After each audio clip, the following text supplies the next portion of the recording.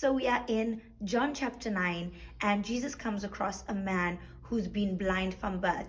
And his disciples say to him, "Who has sinned, this man or his parents?" And Jesus says, "Neither.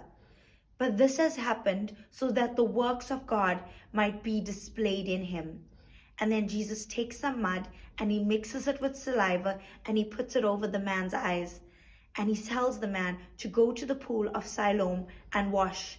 And the Bible tells us that when the man washed his eyes, he could see again. But the people around him could not believe this. They said, "Surely this is not the man who was blind from birth."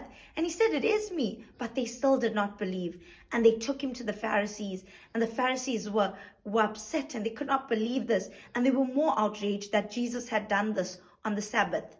And they said, "Surely this man can't be from God because he doesn't observe the Sabbath." And others said, "How can a sinner perform these signs?" And so the crowd was divided. And this man tells the Pharisees what had happened, but they still did not believe. And they take him to his parents and they say, "Is this your son?" And they say, "Yes." They said, "If this is your son who was blind from birth, how does he see now?" And his parents said, "He was blind, but now he sees. We don't know how, but he is our son," because they were afraid of the Pharisees. You see, we live in a world where there's so much of false teachings. There's so much of corruptions that it's so hard for people to believe the truth. And the Pharisees question him, and he keeps telling the same story. And they throw him out the temple. And Jesus goes to him and he says, "Do you believe in the Son of Man?" And he said, "Who is the Son of Man?" Jesus said, "I am him." And he said, "Lord, I believe." And he worshiped the Lord. And Jesus says this. He said, "I come so that the blind can see."